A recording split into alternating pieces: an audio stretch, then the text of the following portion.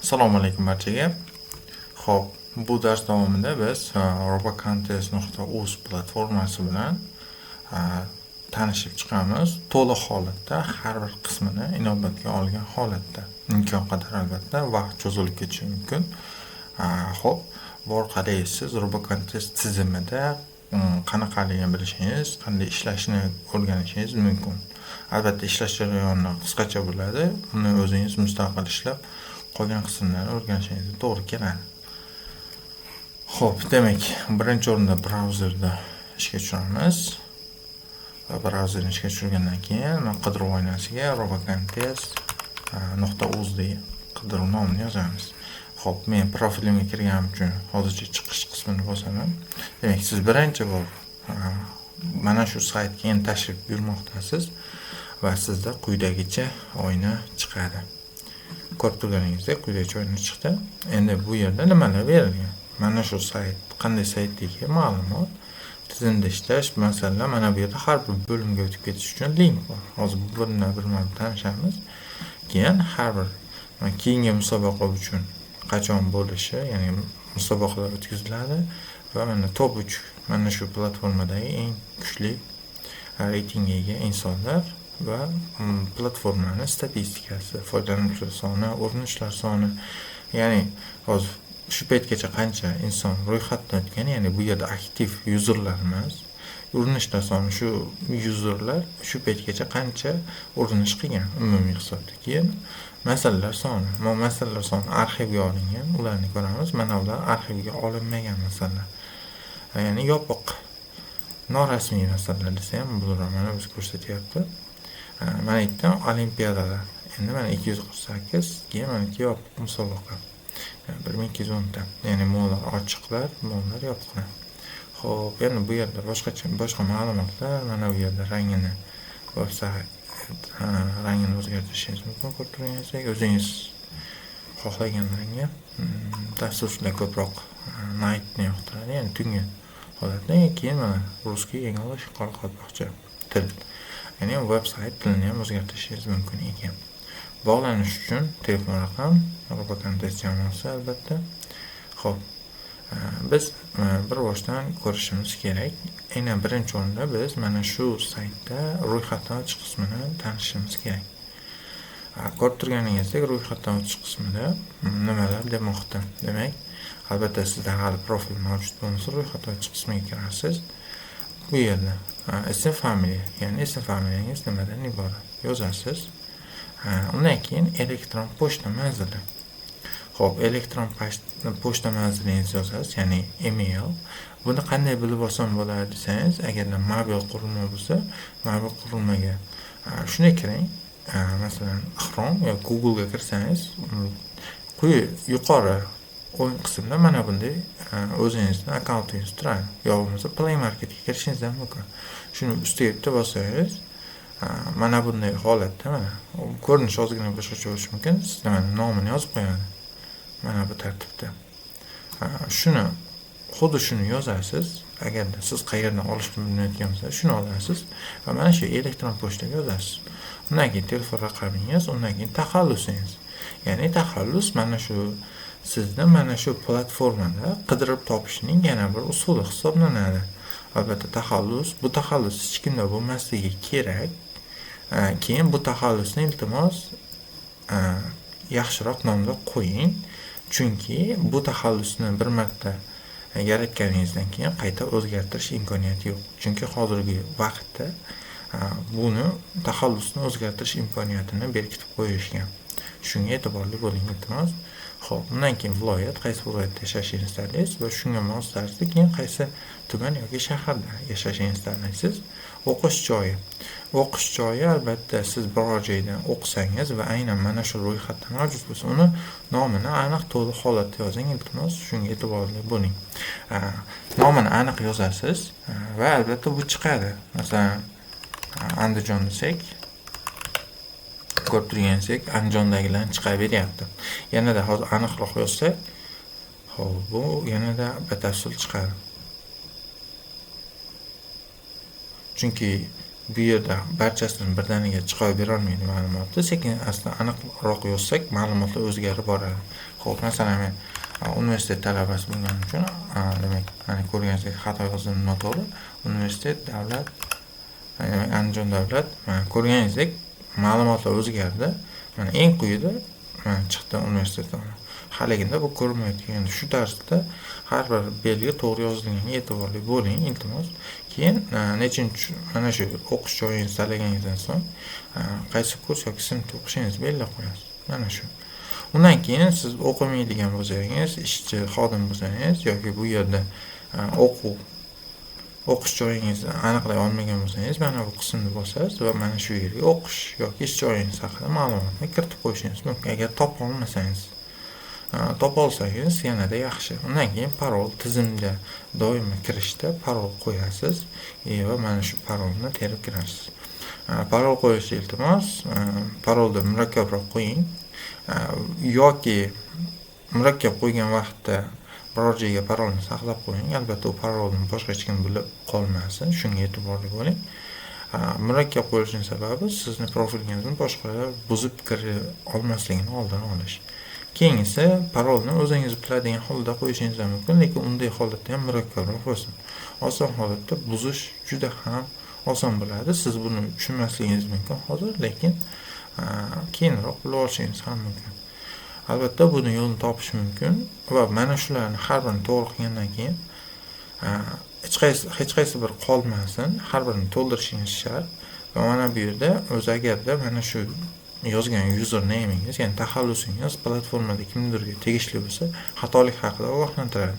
Mana shunday vaqtda iltimos nima qiling, boshqasiga o'zgartiring. Qaysidir belgini o'zgartiring yoki qo'shing. Yo bo'lmasa boshqa nom qo'ying. Xatolik bergandan keyin ro'yxatdan o'tishni bosing. Ro'yxatdan o'tish bo'lsa, xatolik bersa yana shu ishni qilaverasiz. Hammasi xuddi shunday. Qachonki har bir to'g'ri bajarsa, demak ro'yxatdan o'tish to'g'ri amalga oshirilgan. Keyin siz doimo yodingizda saqlashingiz kerak elektron pochta manzilingiz, demak elektron pochta manzili, taxallusingiz, keyin parolingiz. Asosiy mana shular kerak. Nima uchun desangiz, xo'p, siz ro'yxatdan o'tishni to'liq yakunladingiz. Endi kirish qismiga o'tadigan bo'lsak, demak kirish qismida email yoki taxallus va parol deyapti. Demak, email yoki taxallus aytganimdek, yo elektron pochtangiz yoki taxallusingizni bilishingiz kerak va qo'ygan parolingiz. Keyin agarda doimo men tizimga ayrim vaqtlarda tizimdan chiqib ketib qoladi profilingiz, shunday vaqtda nima qilishingiz kerak? Yana mana shu kirish oynasini bosganingizda, hozir ko'rganingizdek, e'tibor qaratgan bo'lsangiz, mana bu qismlarni to'ldirib qo'ydim. Demak, emailimni o'zi yozildi, parolimni qo'yib qo'ydim. Buni qanday qilaman desangiz, masalan, agarda sizda bunday bo'lmaydi, men hozir shu narsa demak, sozlamalardan to'g'rilangani uchun shunday bo'lmoqda. Xo'p, bo'lmasa har safar kirganingizda emailingizni yoki taxallusingizni yozasiz, parolingizni o'zingiz noldan yozishingiz to'g'ri keladi. Shunday vaziyatlarda nima qiling? Meni eslab qol tugmasini bosib qo'ying. Shu ikkisini eslab qoladi va demak har safar demak kirish qismiga o'tganingizda nima bo'ladi? Avtomatik o'zi to'ldirib qo'yadi va siz kirishni bosasiz, avtomatik xo'p demak platformaga kirib ketaverasiz. Agarda parolni unutsangiz, parolingizni unutib qo'ygan bo'lsangiz, parolni unutdingizmi qismini orqali tiklab olishingiz mumkin albatta. Lekin iltimos parolni unutmang, o'sha aytganimdek yozib saqlab qo'ying yoki meni eslab qol tugmasini bosib qo'ying. Yo bo'lmasa yodingizdan chiqmaydigan parol qo'yib qo'ying. Unday desak ham qaysidir joyda aynan har xil holatlar bo'ladi. Qaysidir vaqtda yoddan chiqib qolishi mumkin. Shuni yozib qo'yganingiz ma'qul. Demak, parolni unutdingizmi orqali tiklashingiz mumkin. Ayrim vaqtlarda ko'proq vaqt kutib qolasiz yoki umuman ishlamay qolish holatlari ham kuzatilgan. Shuning uchun ham saqlaganingiz ma'qul. Xo'p, undan keyin keyingi jarayon, demak, siz Telegram orqali ham kirishingiz mumkin. Buning ham imkoniyati mavjud, yo'q emas. Lekin mana bu hozir ko'rgan yo'limizda ro'yxatdan o'tib kelib kirganimiz yaxshi. Xo'p, kirishni bosamiz, demak, profil yaratildi hisoblaymiz. Menda bor edi. Demak, siz ro'yxatdan o'tish qismini yaratib keldingiz. Albatta degan o'tdim. Xo'p, kirishni bosaman. Demek profilga kirdi. Demek profilimda men sozlamalardan tungi temaga bitkizganman. Night. Shuning uchun mana ko'rganingizdek profilimga kirishimdan o'zgardi. Hop, demek profil sozlamalar doim saqlab qolinadi. Agarda chiqish demasak mana chiqadi. Ko'rganingizdek o'zgarib ketdi. Va yana kirish qismiga o'tib, mana avtomatik to'ldirildi. Kirishni bosamiz, kirdi. Kirgan vaqtimizda mana ko'rganingizdek mana bu yerda biz qo'ygan taxallus. Hali siz ro'yxatdan o'tish vaqtida qo'yilgan taxallus nomi mana bu yerda chiqadi. Demak, menga tegishli taxallus mana shu ekan va mana chiqdi. Endi birma-bir tanishib chiqamiz. Demak, bu qismda bildik. Endi mana shu qismda bog'langan joylarni qaraydigan bo'lsak. Demak, umumiy birinchi o'rinda mana bu yerda Telegram kanalimiz degan. Ya'ni Robocontest tizimidagi turli yangiliklar, musobaqalar haqida xabarlar berib boriluvchi o'zining rasmiy kanali hisoblanadi. Xo'p, undan keyingisi demak, bizning jamoa deyapti, mana shu platformani ishlab chiqarishda va uni hozirgacha yuritib kelishda yordam bergan insonlar. Uning ro'yxati turibdi. Demak, o'zi mana bu yerda bo'lib qo'ygan tizim rivojlanishiga hissa qo'shganlar, o'sha boshda yaratilishiga yordam bergan insonlar va mana hozir tizim ustida ishlayotgan insonlar. Hammasining ro'yxati turibdi, ko'rib turganingizdek. Bularni qaysi ijtimoiy tarmoqlarda, ya'ni ijtimoiy tarmoqlardagi profillarni qo'yib qo'yishgan, shular orqali topishingiz mumkin. Endi savollaringizga albatta javob berishadi. Xo'p. Endi xo'p, mana bu yerda jajga qaramaysiz. Jaj bu oddiy foydalanuvchida chiqmaydi. Undan keyin xo'p. Bir boshdan qaraymiz. Bildirishnomalar qismi. Bildirishnomalar qismida sizning profilingizga kim kirganini va qaysi qurilmadan kirgani endilikda ko'rinib turadi. Mana yangi qurilmadan tizimga kirish aniqlandi deb mana xabarnoma beryapti. Ko'rib turganingizdek. Demak, 2 marta kirish chiqish amalga oshirilgan, mana 2 marta tizimga kirish aniqlandi deb aytyapti. Undan keyin xo'p, bildirishnomalarda mana shu platformada bo'luvchi musobaqalarda, ya'ni reytingli musobaqalarda siz uchun musobaqada qatnashganingizga reyting ball beriladi. Ko'rib turganingizdek, xo'p, qatnashilgani uchun reyting ball berilgan. Demak, nisbatan xo'sh, musobaqadagi performance, ya'ni samaradorlik past bo'lgani uchun ko'rib turganingizdek jarima berilgan, ya'ni minusda berilgan ball. Agarda yuqori samaradorlik yuqori bo'lganda bu plusda bo'lardi. Demak, ball bo'yicha reyting berildi, ogohlantirish berilyapti. Asosan mana shu ishlar ko'rib turganingizdek, reyting berildi. Bundan oldingisi, demak, 1 yil avval bo'lgan ekan. Keyin mana oldingi ma'lumotlar barchasi mana shu yerda oldingi ma'lumotlar ko'rinib turadi. Xo'p. Demak, bildirishnomalar shu turli xil xabarlar, yo reyting berilishi, yo bo'lmasa qurilma kirilishi haqidagi xabarnomalar ko'rsatib turar ekan. Xo'sh, buni bildik. Endigisi foydalanuvchilar. Foydalanuvchilar bo'limiga o'tsak, mana bu qismda faol foydalanuvchilar, ya'ni aynan hozirgi vaqtda qaysi foydalanuvchilar mana shu platformada onlayn turibdi. Mana ko'rgan bo'lsangiz, hozir mana hozir men mana turibman onlayn va qolganlarni ko'rishingiz mumkin. Demak, biroz vaqt onlayn bo'lib chiqib ketganlar, ya'ni yaqin orada onlayn bo'lganlar va aynan hozirgi vaqtda onlayn bo'lganlar yashil bilan ko'rsatib qo'yilgan. Demak, bu kirib ko'rishingiz ham mumkin mana bunday tartibda. Xo'p. Endi bu tomonni tushundik. Endi mana bu joyda mana reyting berilgan. Xo'p, faolligi nima? Bu mana shu platformaga oxirgi bor qachon kirilgan? Ya'ni qancha vaqt oldin kirilgan? Demak, mana ko'rganingizdek 9 soat avval, 2 hafta avval mana shunday ko'rsatib qo'ygan. Undan keyin mana bu yerda tizimdagi reytingi bor. Xo'p, tizimdagi reyting nima bu desak, aniqroq tanishamiz keyin.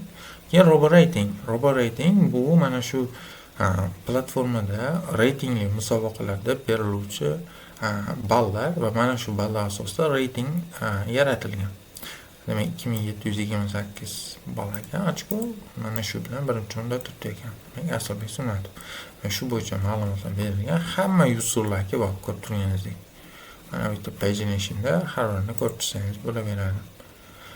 Endi mana shu joyda ko'rishimiz kerak bo'lgani nima desak, biror foydalanuvchi ma'lumotni ko'rmoqchi bo'lsangiz, mana sichqonchaga borsak, o'zgaryapti. Mana shu, demak, nom ustiga bosamiz. bosadigan bo'lsak, mana shu profil egasini ma'lumotlari chiqadi, ko'rib turganingizdek.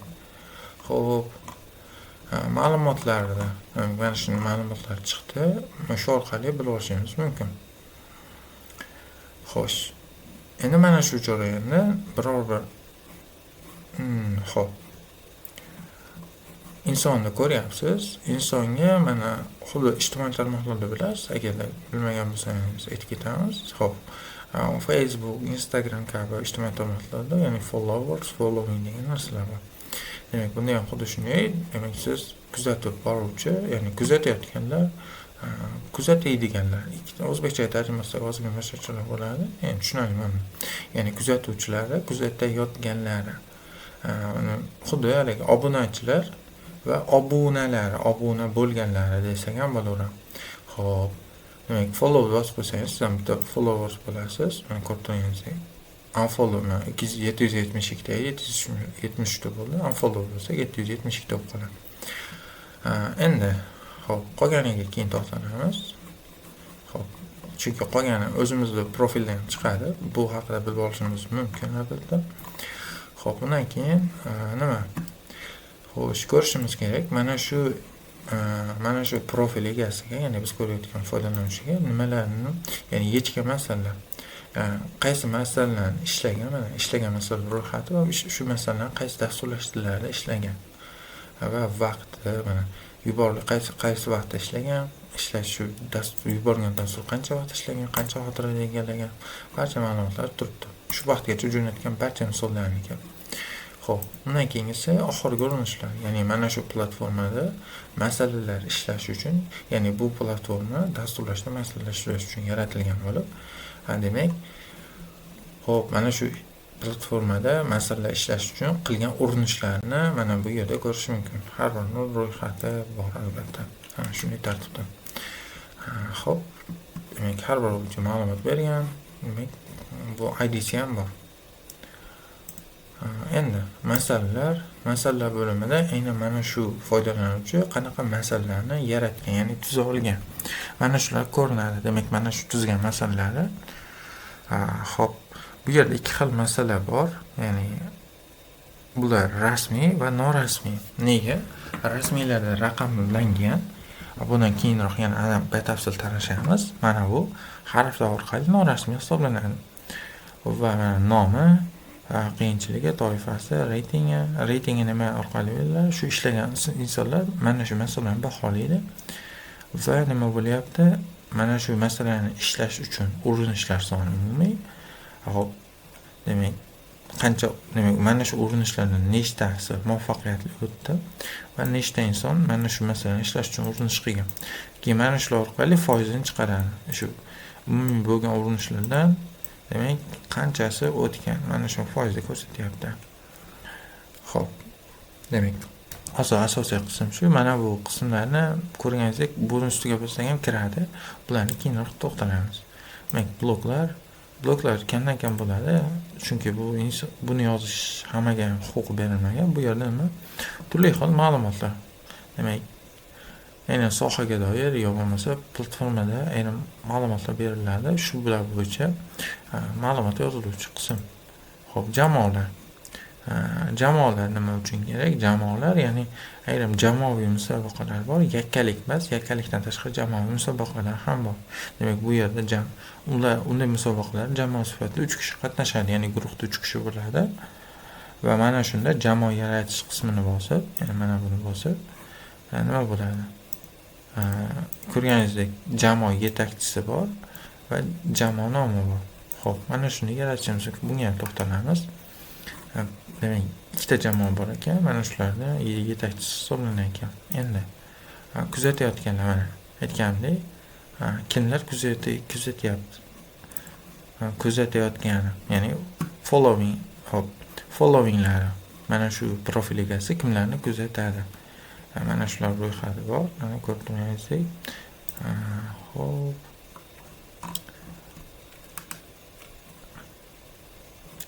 Demak, mana shular ekan. Keyingisi. Xo'p. Kuzatuvchilar, ya'ni bu profil egasini kimlar kuzatmoqda? Ko'rib turganingizdek, hali 772 ta inson edi. Xuddi shular. Undan keyin shogirdlar.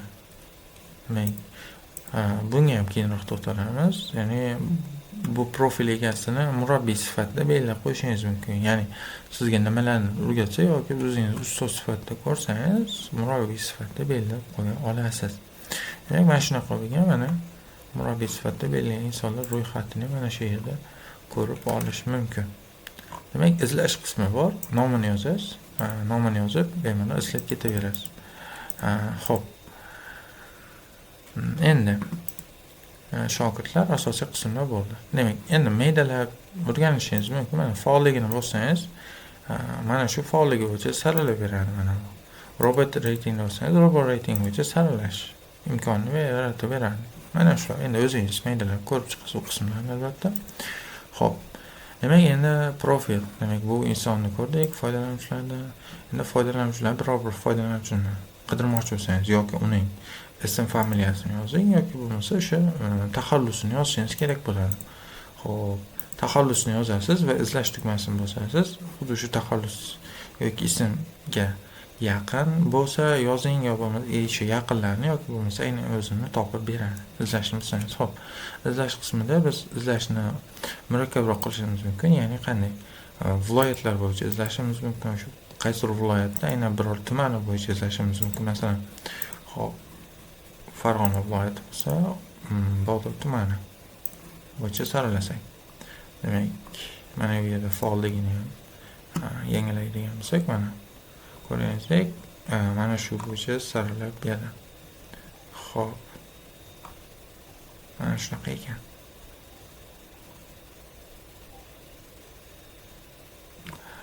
Endi demak, yashash manzili bo'yicha tanlashingiz mumkin ekan, yo bo'lmasa o'qish joyi, ya'ni o'qish joyini kiritgandek, ya'ni ro'yxatdan o'tish paytida xuddi shu bo'yicha qidirib topsangiz ham bo'ladi. Masalan, o'zingiz bilan o'qiydigan insonlarni ham topa olishingiz mumkin. Mana shu yerda. Xo'p, undan keyin bu qism bo'ldi. Endi mana bularni qanday olib tashlaymiz desak, Farg'ona va barcha viloyatlarga qaytarib qo'yamiz. Buni ham barcha tumanlarga qaytarib qo'yishimiz kerak. Ko'rib turganingizdek bo'ldi. Shunday. Xo'p, endi bu foydalanuvchilar qismi bo'ldi albatta. Endi biz to'liqroq o'zimizning profil bo'yicha tanishib kelaylik, keyin qolgan qismlarga o'tamiz. Xo'p, Robocontest demak profil mana bu qismni bosamiz. Bosgan vaqtimizda quyidagicha chiqadi bo'lim. Xo'p, endi bu yerda turli ma'lumotlar bor. Xo'p, bular bizda ma'lumotlar asosan nimalar? Robot rating. Boshlanishda sizga 1500 beriladi. Demak, bu o'sha musobaqalarda qatnashasiz. Reytingli musobaqalarda qatnashgan vaqtingizda nima bo'ladi? Xo'p, reyting beriladi. Mana shu reytingni mana shu yerda ko'rsatib turadi. Demak, eng maksimal necha olgansiz va hozirdagi reytingingiz qanaqa?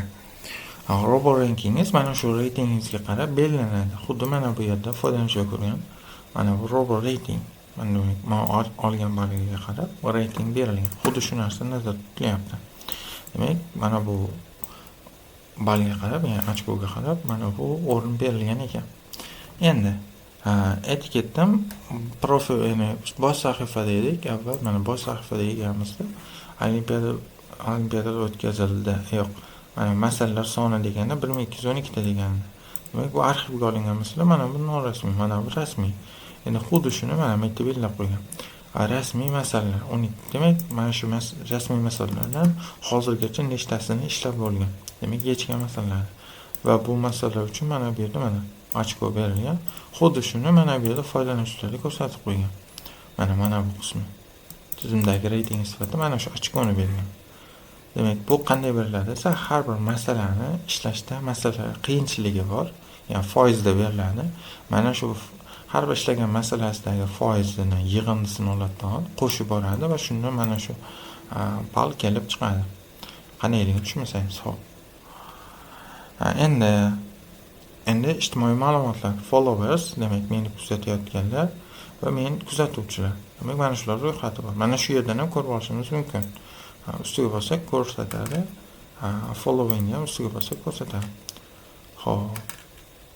Endi Keyin profillaringiz, boshqa bir ijtimoiy tarmoqlardagi profilingiz manzilini qo'yib qo'ysangiz bo'ladi. Demak, mana shularni qo'ya olasiz. Demak, Telegram, LinkedIn, demak, LeetCode, veb-saytingiz bo'lsa, Coder Forces, GitHub, AdCoder, keyin YouTube kanalingiz bo'lsa, mana shularni manzilini qo'yib qo'yishingiz mumkin. Xo'p, endigisi mana bu yerda ma'lumotlar bor. Demak, rasm, profilingiz uchun rasm topasiz. Keyin mana bu people degani nima desangiz, keyin mana rasmni mayda qachon onlayn bo'lgan, demak, hozir onlayn ko'rsatyapti. Keyin mana shu profiliga qachon oxir marta kirib chiqqan bo'lsa, demak, o'sha vaqtni ko'rsatadi. Ya'ni qancha vaqt oldin kirib ketgan ko'rsatadi. Hozir biz onlaynligimiz onlayn deb turibdi. People nima uchun berilgan desa, people bu har bir mana bu reyting ochkosi bor, ya'ni musobaqalardagi robot reytingi bor. Shunga nisbatan mana shunaqa nomlar qo'yilgan, atab, ya'ni oralig'i bor. Mana shu intervalni oralig'i bor. Agar shu ball oralig'ida bo'lsangiz, demak, o'sha kerakli nomni qo'lga kiritishingiz mumkin. Demak, 1565 ga people to'g'ri kelar ekan. Nomingiz, o'sha ism familiyangiz, taxallusingiz, keyin qachon ro'yxatda o'tgan bo'lsangiz, mana shu bo'yicha ma'lumot beradi. Biografiyangiz, qisqacha ma'lumot berib qo'yasiz o'zingiz haqida, yo bo'lmasa ma'lumot. Hop, murabbiy, sizga kim murabbiylik qiladi, yo bo'lmasa siz shu sifatda belgilab qo'yasiz. Bunga keyinroq to'xtalamiz. Ta'lim muassasasi, demak, haligi joyda ta'lim muassasasini belgilardik. Demak, keyin kursini belgilardik. Nechinchi sinf yoki kurs o'qiyotgani, keyin o'sha viloyat tuman berilgan. Xo'p.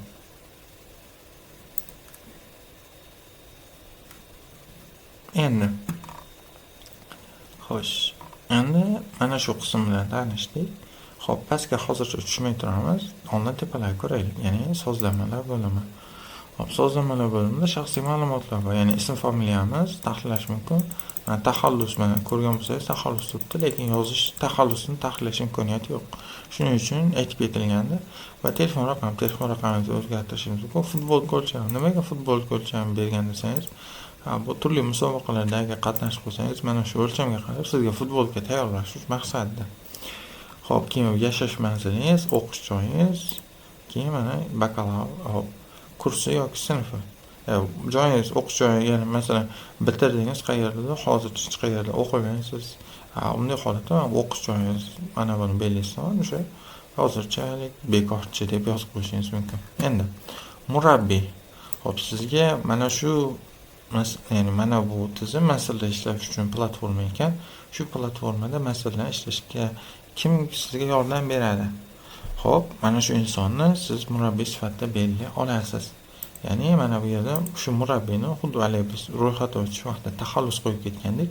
Murabbiyingizni ham taxallusini mana shu yerga yozasiz. Keyin o'sha hozir yozadigan bo'lsak, ko'rib turganingiz mana shunday chiqadi va o'shani ustiga bosasiz, tanlanadi va saqlash qismini bosishingiz kerak. Saqlash qismini bosayotganda murabbiyga urinishlarni ko'rishga ruxsat berish degan qism bor edi. Bor ekan. Demak, endi mana shuni tanlab qo'yadigan bo'lsa nima bo'ladi desa, mana profilga qaytsak, mana bu yerda oxirgi urinishlar degan qismni ko'rgandik. Demak, mana shu yerda o'zimiz qaysidir masalani ishlash uchun biror bir urinish qilgan bo'lsak, ya'ni urinish qildik, qanaqadir kod yubordik. Mana shu kodni bizning murabbiyimiz ham ko'ra oladi va noto'g'ri bo'lsa o'z fikr mulohazalarini aytib, to'g'ri yordam berishi ham mumkin. Shuning uchun zarur. Aks holda, masalan, murabbiyingiz bunaqa holatlar shart bo'lmasa, demak, buni belgilamaysiz, aks holda belgilab qo'yasiz va saqlashni bosasiz. Demak, bu bilan mana shu shaxsiy ma'lumotlar tugadi. Keyin maxfiylik. Parolingizni yangilamoqchi bo'lsangiz, hozirdagi parolingizni yozasiz birinchi, keyin yangi parolni qo'yaverasiz. Undan keyin ijtimoiy ma'lumotlar. Demak, ijtimoiy ma'lumotlar nima? Shu biografiyangiz, keyin qaysi ijtimoiy tarmoqlardagi xo'p, sizning manzilingiz. Demak, mana shular bor hozircha. Undan keyin savol brauzer sessiyalari, ya'ni mana shu akkauntingizga qaysi qurilmalardan so'nggi marta qachon kirilganligi hamma ma'lumot turadi. Masalan, sizning profilingiz buzib kirishdi, siz mana shu yer orqali ko'rasiz, bo'ldi, bildingiz. Demak, buzib kirishgan ekan. Mana shunday vaqtda nima qilasiz? Telegram parolingizni o'zgartirib qo'ying. Telegram emas, platforma parolingizni o'zgartirib qo'ying. Mana shu bilan yetadi. Xo'p, yo bo'lmasa mana Telegram orqali kirib qo'yishingiz ham mumkin. Xo'p, buni sinab ko'rasiz bir. Albatta. Qolgan asosiy ma'lumotlar mana shundan iborat. Xo'p, endi to'lovlar qismi bor. To'lovlar qismi nimaga desak, ayrim kurslar bor. Xo'p, masalan, keyin masalalardagi arxivga olingan masalalar shu 1212 ta masalalar, 36 ta masalasiga video yechim tayyorlashgan. Ya'ni masalalarni qanday ishlash mumkin? Albatta bu C++ dasturlash tilida hisoblanadi. Xo'p, mana shularda bepul lekin sotib olish paytida shunaqa bepul degan mana shunaqa holat chiqadi. Demak, kurslarni sotib olishda mana bunday ma'lumot chiqadi. Qaysi kurs sotib olmoqchimisiz? Demak, narxi bu ma'lumotlar chiqadi. Endi bu kurslar qayerdan ko'ramiz desak, mana bu yerda kurslar bo'limi bor. Demak, mana shu kursni birortasini sotib olmoqchi bo'lsangiz, demak, turli xil bo'limlar bor. O'zlashtirilgan algoritm kursi, professional algoritm asoslari, asynchron sayt masala yechimi ko'rgansiz. Demak, mana bu birortasini tanlab, men xarid qilishni bossangiz, o'sha yerga qo'shiladi. Xo'p, keyin mana shu kurs bo'yicha ma'lumotlar chiqadi. Har bir ma'lumotni o'zingiz o'qib tanlab chiqishingiz mumkin albatta. Xarid qilishni bossak, demak, to'lov qismiga qo'shiladi ekan. Boshqa kurslarda ham shunaqa albatta. Keyin demak, to'lovlarni bo'lsak shu chiqar ekan. Nimaga chiqishi? Demak, endi kuponlar. Kuponlar nima uchun berilgan? Avval beriladi, hozirgi kunda berilmaydi. Asahi Uz degan, demak, internet-do'kon. Xo'sh. Demak, homiylik qilgan va o'sha vaqtda Asahi demak, Books degan ilovasida elektron kitoblarni sotib olib o'qish uchun aynan mana shunda, demak, platformaga, musobaqalarga, masala tuzgan insonlarga shunaqa kuponlar taqdim etilgan. Va mana shu kuponlar orqali kitob sotib olishgan. Endi hozirgi kunda yo'q, keyinchalik yana bo'lishi mumkin albatta. Rewind 2023, ya'ni mana shu 1 yildagi sizning statistikangiz mana shu platformalarda nima qilganingiz bo'yicha o'zida ko'rsatib beruvchi statistika hisoblanadi. Xo'p, endi maydalab tushuntirishimiz shart emas. O'zi yozib qo'ygan. Mana Roborank ko'rdik. Mana shu 1 yilda masala ishlash uchun qancha urinish qilgan. Mana Roborating ko'rdik. Masalan, demak, mana shu yil qancha masala ishladi umumiy. Xo'p, undan keyingisi qatnashgan olimpiadalar ko'rganingizdek.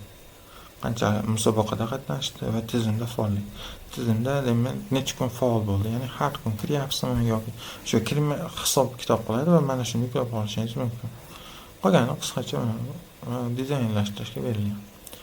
Demak, buni ham bildik. Endigi ijtimoiy ma'lumotlar shu. Shogirdlar, sizning shogirdlaringiz, sizning kimdir shogird sifatida keyin kuzatuvchilari, kuzatayotganlar, bular ko'rib keldik. Jamoalar, ya'ni o'zingiz uchun jamoa yaratishingiz mumkin. Demak, bizda ham bitta jamoa bor. Musobaqa uchun kerak bo'lgan jamoa yaratganmiz va qatnashganmiz. Siz jamoaviy musobaqalarda shunaqa jamoa yaratib qatnashishingiz mumkin. Bo'lmasa, buni iltimos foydalanmang. Xo'p, bloglar. Demak, bloglar aytib ketdim, hamma uchun ochiqmiz. Xo'p, masalalar, demak, men tomonimdan tuzilgan masalalar. Demak, mana shu masalalar hammasini ro'yxati bor, mana shu yerda ko'rib turganingizdek. Xo'p, demak, o'zingizni profilingizni ko'rganingizda, demak, o'zingiz tuzgan masalalar, hech qanaqa masala chiqmasa, demak, masala yo'q, sizga tegishli. Demak, bular chiqishi uchun nima bo'lish kerak desa, sizda judge bo'limi bo'lish kerak. Bu albatta hammaga ham berilavermaydi. Xo'p, demak, mana shu bo'lim yo'q bo'lsa sizda, demak, o'z-o'zidan mana shu masala bo'limini qaramang, chunki masala bo'limida sizga tegishli masala bo'lmaydi. Ya'ni bo'sh bo'ladi. Ko'rsangiz ham bo'sh chiqadi har safar. Ya'ni judge olasiz, keyin masala tuzasiz va uni xo'p, arxivga olinmasa-da ochiq qilib qo'yasiz. Demak, keyin mana shu yerda ko'rinadi. Bloglar bilan tanishdik, jamoalarni ko'rdik, kuzatuvchilar bildik. Demak, shogirdlarni ko'rdik. Haligi joyda murabbiy sifatida belgilasak, o'sha murabbiy inson uchun, demak, biz shogird sifatida mana shu bo'limda ko'rinamiz. Oxirgi urinishlar, demak, siz tomoningizdan, ya'ni o'sha o'zingiz urinishlaringizni ko'rayotgan bo'lsangiz, demak, qanaqa urinishlar qilgansiz? Ko'rib turganingizdek, barchasi haqida ma'lumot beryapti. va mana bu qismda ID bor. Demak, mana shuni ham tanishaylik. Bu qanaqa desak, mana bu yerda aytib ketganda urinishlar soni. Mana shu platformada masalan ishlash uchun urinishlar soni xuddi shu mana bu hisoblanadi. Ya'ni har bir yuborilgan kodni demak ID raqam berib qo'yadi va mana shu orqali biz uni ma'lumotini bilib olishimiz mumkin. Ya'ni nimalar bu yerda nimalar bo'ladi desa, mana shu yuborilgan kodni demak o'zi va qolgan qismlar. Buni ham keyinroq hozir masalalar ishlashni ko'radigan bo'lsak, to'liqroq tanishib chiqamiz. Xo'p, endi demak mana bu yerda o'sha profil egasini akkauntiga o'tib ketamiz. Ko'rish uchun mana ko'rganingizdek shunaqa. Hamma misollarda xuddi shunday. Demak, endi bo'ldi. Masalan, oxirgi urinishlarni ko'rdik. Demak, yechgan masalalarni ham avvalroq tanishib kelgandik. Mana shular. Endi profilda ko'rishimiz kerak bo'lgan qismlar qaysilar qoldi? Demak, eng pastda siz qaysi kunlari aktiv bo'lgansiz, demak, yashil rang bilan ajratgan va o'sha kuni platformada masala ishlash uchun nechta urinish qilgansiz. Mana har biriga olib borsak, nechta urinishlarga kelib chiqadi, 2 ta urinish ekan. Xuddi shunday tarzda ketaveradi. Endi mana shu platformada masala ishlash uchun qaysi dasturlashtirishlardan foydalangansiz? Mana ro'yxati, ularning logotipi va aynan mana shuni necha marotaba urinish qilgansiz, aynan mana shu dasturlashtirishlar nechtasi muvaffaqiyatli bo'lgan va nechtasi muvaffaqiyatsiz o'tgan. Va endi xuddi shuni umumiy oxirida statistikasi bor, ya'ni yig'in desa jami.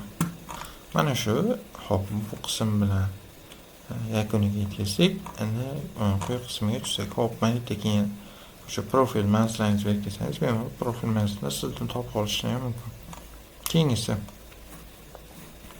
musobaqalarda qatnashadi. Albatta, musobaqalarda qatnashish vaqtida mana bunday grafik tasvirlangan.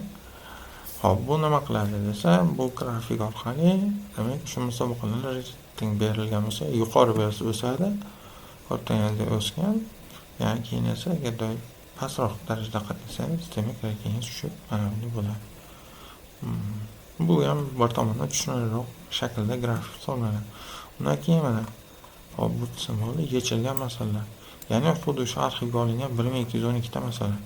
Mana 1212 ta turibdi. Bu yerda yashil rangda bo'lsa, bu masala ishlangan, qizil rangda bo'lsa, demak xatolik kelib chiqqan va hali ishlangani yo'q.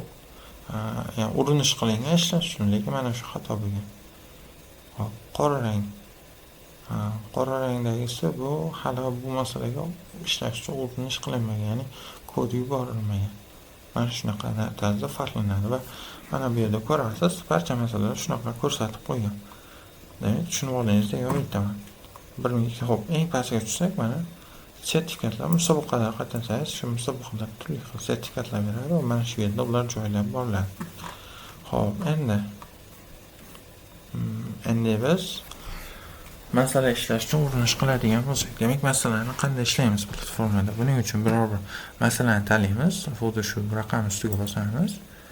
Demak, kirganingizdek mana bunday chiqadi. Endi bu yerda 2 xil ko'rinish chiqadi. Ya'ni qanday? Xo'p, demak, ishlanmagan masalaga kirsak, mana bunday chiqdi. Endi ishlangan yoki xato masalaga kirsak, qizil bilan belgilangan quyidagi joydan chiqdi. Yashil bilan, demak, ishlangan masalada ham bosadigan bo'lsak, mana bunda ham xuddi shunday chiqdi. Xo'p, bu jarayonda nima bo'ladi? Demak, bu masala ishlash uchun urinish qilgansiz, agar qabul qilinmagan bo'lsa, qizil, qabul qilingan bo'lsa, aytib ketgandek yashil chiqadi. Endi mana shu joyda shunaqa vaziyatda chiqadigan bo'lsa, masala nomini ustiga bosing, ya'ni tug'ilgan kun ekan. Keyin masalan xuddi haligi ishlanmagan, masalan bitta bosganimiz kabi ochib beradi. Xuddi shu nazarda tutilmoqda. Xo'p, endi biror bir masala eng oddiy masala, birinchi masalani ishlashga kirsak, demak, hamma masalalar ishlash qilgan urinishlar, demak, buni ro'yxatni o'tkazib ko'rishimiz mumkin. Uni ID'si, mana bu yerda ID'si berilgan. Xo'p, shu tartibda ketaveradi. Endi masala ishlash uchun urinish qiladigan bo'lsak, masala nomini ustiga bosamiz bir marta, quyidagi joydan chiqadi. Xo'p, endi bu yerda bu bilan tanishimiz mumkin. Ya'ni mana buni bo'lsak, bizni tanishtiradi. Bosdim. qo'llanma deyapti. Tanishtirib chiqing qaysi qism. Mana shu bilan tanishib olishingiz mumkin. Nimani man belgilaydi, maydalab tushuntirib bering. Xo'p, endi men tanishtirgan bo'lsam, masalan, arxivga olingan masalada raqam qo'yilgan. Shuni yoddan chiqarmang. Arxivga olinmagan bo'lsa, ular harflar orqali berilgan. Shunaqa tartibi. Undan keyin masalaga hashtag beriladi. Masalan, qanaqa nimalar qo'llash kerak bo'lsa, o'shalarni hashtagi turadi. Demak, masalani ishlash uchun xotiradan ajratilgan joy, demak, qancha joy egallash kerak, bu nima? Dasturingiz mana ishga tushdi, ishga tushgan vaqtda tezkor xotiradan bu joy egallaydi. Mana shu egallagan joyni eng maksimal holati olinadi va mana bu chegara bilan solishtiriladi. Chegaradan o'tib ketdi yoki o'tib ketgan bo'lsa, demak, kod yuborgan kodingiz to'g'ri bo'lgan taqdirda ham qabul qilinmaydi. Noto'g'ri bo'lgan taqdirda o'z-o'zidan bu yana bir xato bo'ladi. Vaqt, demak, siz yaratgan dastur, endi tuzgan dastur mana shuncha vaqt davomida ishlashi kerak, ya'ni ishlab yakuniga yetgan bo'lishi kerak. Aks holda yana xatoga duch kelaverasiz. Demak, 1000 millisoniya bu 1 soniyaga teng. Agarda buni bilmasangiz, qiyinchiligi, masalan, necha foiz qiyinchilikda, osonmi yoki qiyin, shu bilan bilishingiz mumkin. Xo'p, endi mana bu yerda tanlanganlarga qo'shish, ya'ni bu siz biror bir masalani keyinchalik ishlamoqchisiz, demak, mana shuni bosib qo'yasiz. Bu tanlangan masala bo'ladi. Demak, keyinroq tezda topib ishlay olasiz. Xo'p, buni qanday topishni keyinroq ko'ramiz. Hozir mana bu tanishadigan qismlarimiz tanishib olsak. Xo'p, endi masalan, aytib ketgandek, mana baholagan, ishlagan insonlar baho beradi bu masalaga. Shu orqali umumiy reyting chiqariladi. Masalan uchun buni xuddi Play Marketdagi applar uchun ko'rgansiz, ya'ni dasturlar uchun ham xuddi shunaqa. O'zini fikr mulohazalarini beradi va yildiz orqali belgilaydi. Muallif, ya'ni mana shu masalalarni kim tuzgan? Ko'rgandik, mana shu platformani yaratgan insonlardan, ya'ni hozirgi kunda ish olib berayotgan insonlardan biri edi. Xo'p, mana shu inson tuzgan ekan. Ko'rib turganingizdek, muallif. Va bu yerdagi masala mana bu belgilash shriftini katta qilish mumkin va kichikroq qilish mumkin. O'zingiz ham hisob qilaverasiz. Endi bu yerda masalaning nomi, A+B ga masalaning sharti, masalada nima so'ralmoqda. Demak, A va B butun sonlari yig'indisini hisoblash kerak bo'ladi. Kiruvchi ma'lumotlar, aynan mana shu masalaga qanaqa ma'lumotlar kiritiladi.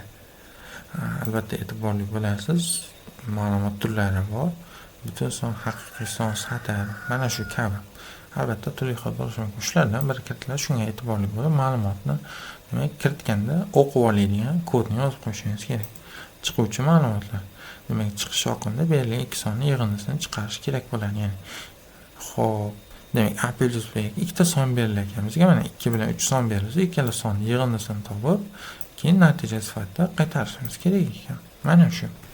Demak, bu chiquvchi ma'lumotlar. Keyin ayrim masalalarda izoh qo'shiladi. Izoh nimaga? Ayrim, demak, xatoliklarga yo'l qo'ymasligingiz uchun yoki bo'lmasa qaysidir mana bu yerda misolni qanaqa ishlanishini tushuntirib bergan bo'ladi. Mana shu. Keyin mana bu yerdagi mana bu yozilgan testlarni mana bunday holatda nusxalagandan ko'ra mana bu qismga bosing, mana copy deydi, nusxalandi va endi keyinchalik biror joyga paste qilib ishlatib ketaveradi. Shu. Keyin mana agar masalan yetishda qiynalgan bo'lsangiz, ishlash uchun tushuntirgan video darslardan foydalaning. Mana bepul foydalanishni bossak, demak, mana shu masalan ishlash bo'yicha hop video darslik bor va mana shuni ko'rib o'rganishingiz mumkin, qanaqa ishlash kerak. Albatta bu video darslik, bu yerdagi video darsliklar asosan C++, demak, dasturlash tilida hisoblanadi. Shunga e'tiborli bo'ling.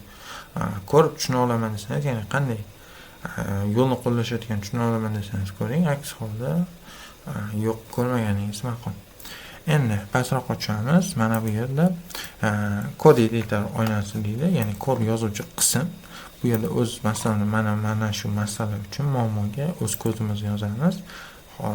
Bir necha daqiqadan so'ng tanishib olaylik qolgan qismlarni. Xo'p, keyin uni nima qilamiz? Mana pastda yuborish degan kod bor, ya'ni muammo uchun, mana shu masala uchun kodni yakuniga yetkazib, keyin yuborishni bosamiz. Yuborishdan avval e'tibor berish kerak nimaga?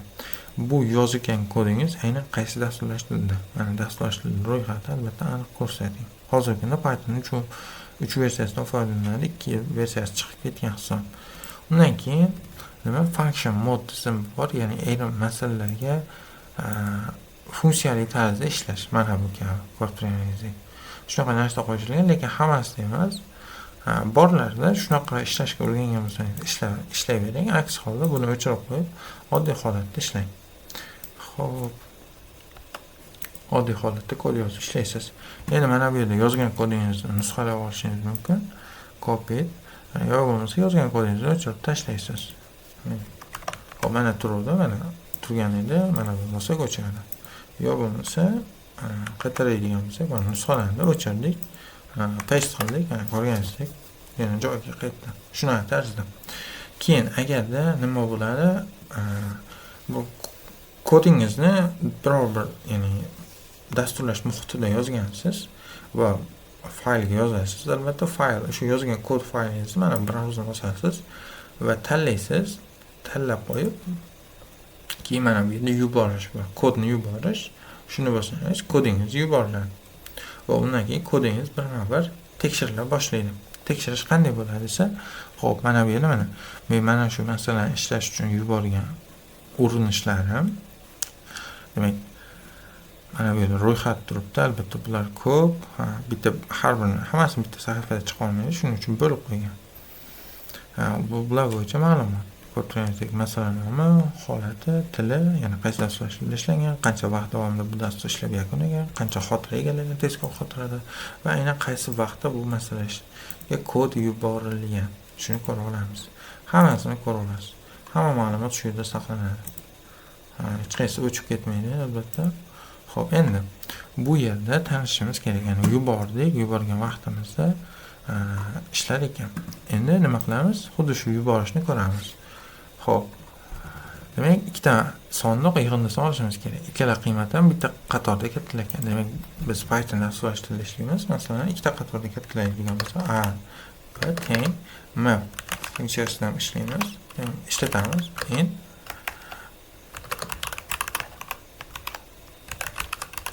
ko'rib turganingizdek, mana bunday bir nechta qiymatni, demak, mana shunday teng o'zgarishlarga o'zgartirish. Ya'ni nechta qiymat bo'lsa, mana bu yerda nechta shuncha o'zgaruvchi bo'lsa, va teng mana bu kodni yozib qo'ying. Bo'ldi, mana bu qiymatlarni shu o'zgaruvchilarga o'zlashtirib beradi. Ya'ni qaysi turda? Butun turda. Demak, boshqa float kerak bo'lsa, satr kerak bo'lsa, demak, float yoki str shunaqa tur nomini yozib qo'yishingiz kerak. Undan keyin nima? Biz ikkala son yig'indisini qo'shib chiqarishimiz kerak. Plus, demak, a plus b mana bunday tarzda. Keyin ayrimlar yo'l qo'yuvchi xatoliklar bor. Mana bu a b ni bitta qatorda o'qib oladi. Ya'ni a teng input, chunki ko'pchilik mana boshida shuni o'rgangan bo'ladi. Lekin bu sayt unday emas, chunki ikkita qiymat bitta qatorda kelyapti. Python dasturlash tilida ozgina ishlab tajribangiz bo'lsa ham buni bilasiz, chunki mana bu faqatgina bitta qatorda bitta qiymat o'qiydi. Mana bunda ikkita qiymatni o'qiy olmaydi. O'qiyman desa xato yuzaga keladi. Hop, keyin mana ikkinchisini mana bunday qilib qo'yishadi. Bu ham xato, chunki bittasini bitta qatorda berish kerak, bizda ikkitasi bitta qatorda.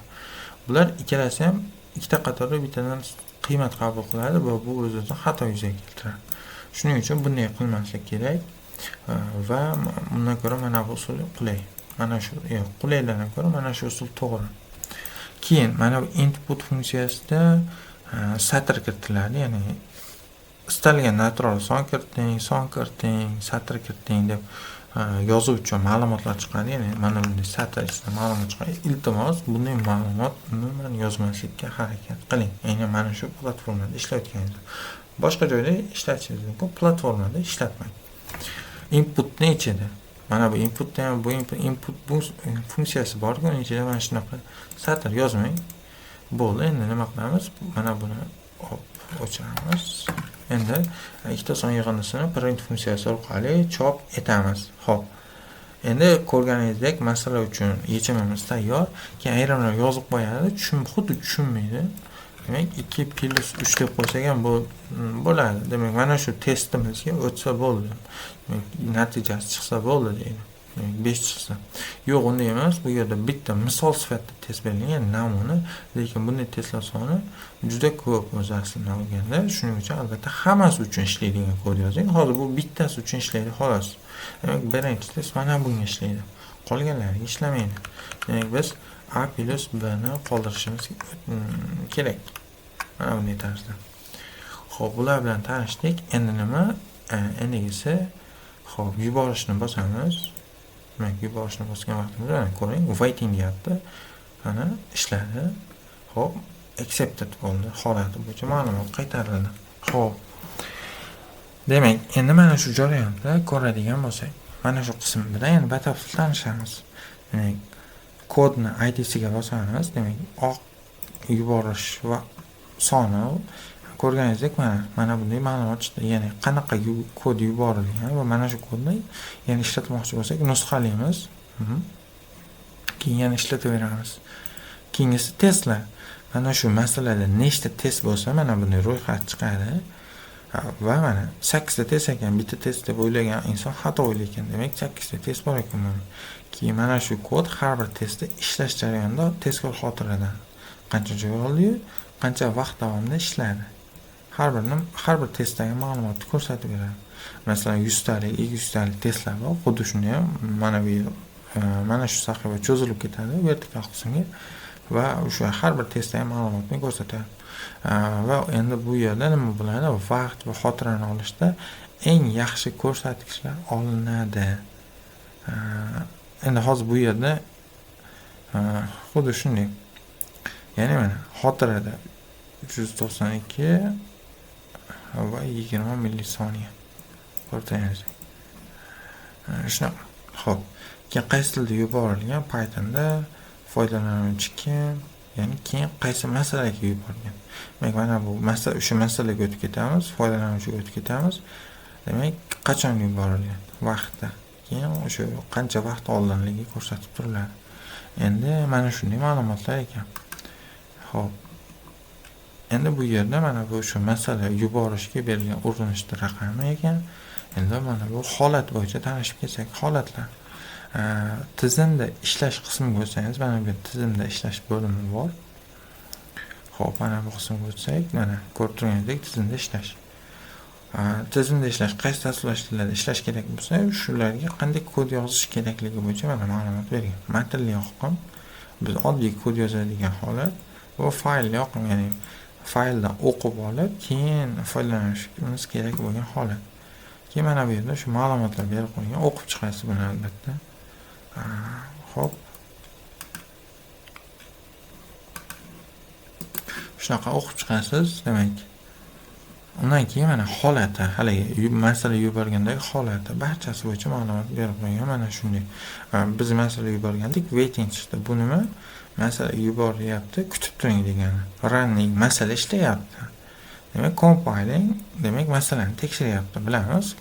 Albatta har bir dasturlashda kod kompilyatordan tekshiruvdan o'tadi. Bo'lmasa xatolik yuzaga keladi. Ya'ni kodingiz noto'g'ri yo aynan ishlatilgan vaqtda xato chiqib qoladi, yo ishlash jarayonida qanaqadir xatolik kuzatib qolinadi.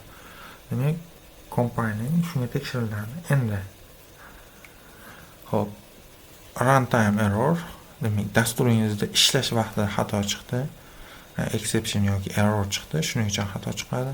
Memory limit, xuddi haligi har bir hozir masalani ko'rgandik, boshqa masalalarda ham masala uchun aytib ketdim, tezkor xotiradan joy ajratiladi. 16 megabayt ko'rgan. Mana shu joydan o'tib ketsa, ya'ni oshib ketsa dasturingizda oladigan joy memory limit degan xatolik bo'ladi. Compilation error. Demak, dasturingizda qandaydir siz kod yozgansiz, aynan yozayotgan dasturlash tilidagi kodingizda sintaksida qanaqadir belgi qolib ketgan yoki noto'g'ri yozib qo'ygansiz. Shunda yuzaga keladi. Qolganini o'zingiz batafsil tanishib chiqasiz. Presentation error.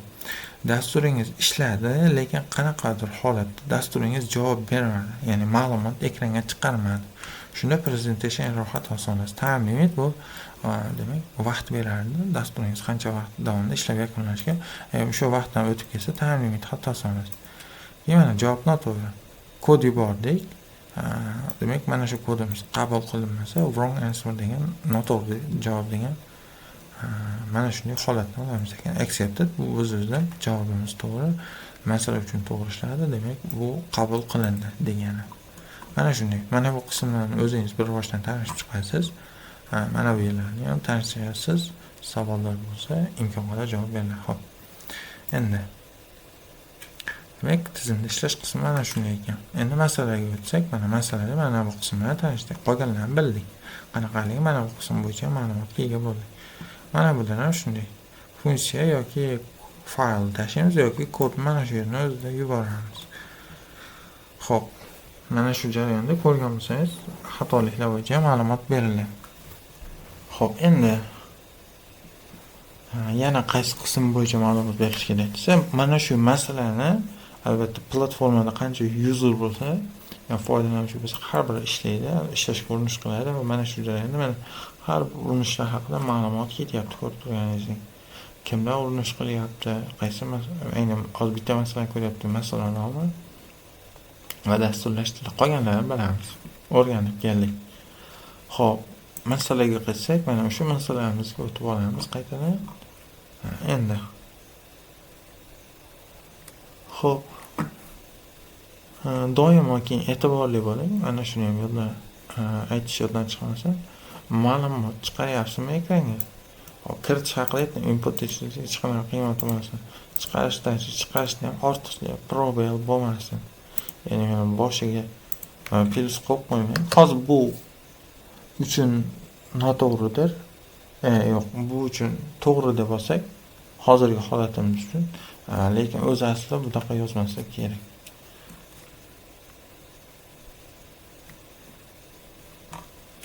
Xo'p, keyin masalan muhokama qismi bor.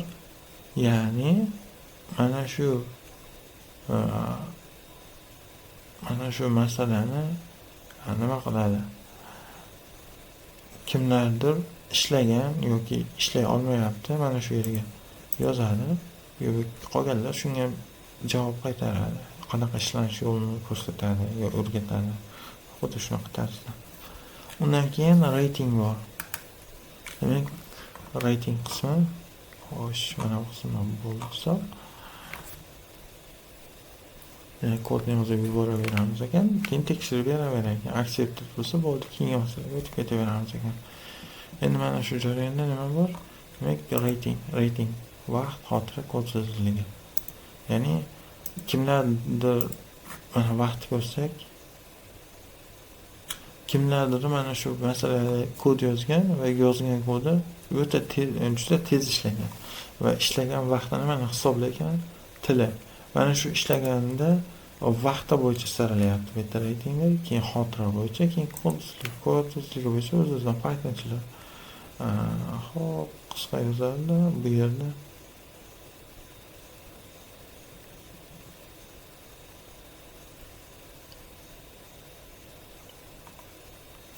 Xo'p. Mana shu yerda yozilgan ma'lumotlar asosida mana vaqt, mana bu vaqti, xotira, mana bu xotirasi, kod o'zligi mana shu. Mana shu 3 ta xo'p, sarmoya bo'yicha taklif bor. O'z aslini olganda, xo'p. Demak, mana shular ko'rsatib berar ekan. Demak, mana shu reyting bo'lsak, vaqt, mana bu vaqt bo'yicha, xotira bu bo'yicha, kod o'zligi mana bu bo'yicha saralab berar ekan. Mana shunaqa tarzda. Albatta, ozcha probel ishlatmang. Xo'p, undan keyin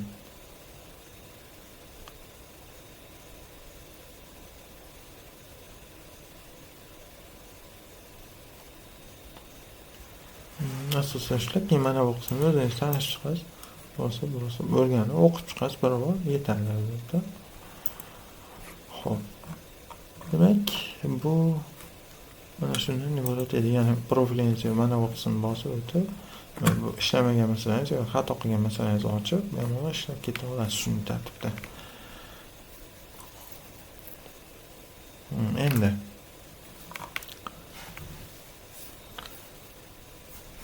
endigisi bu joyda bizga notanish joy qolmadi hozircha. Endiga ko'radiganimiz hop, ijtimoiy tarmoqlar bosib o'tib. Hop.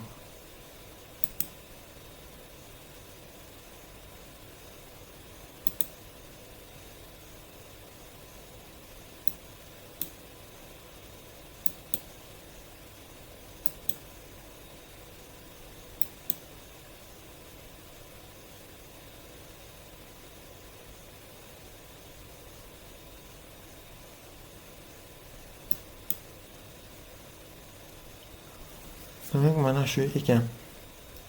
Xo'p.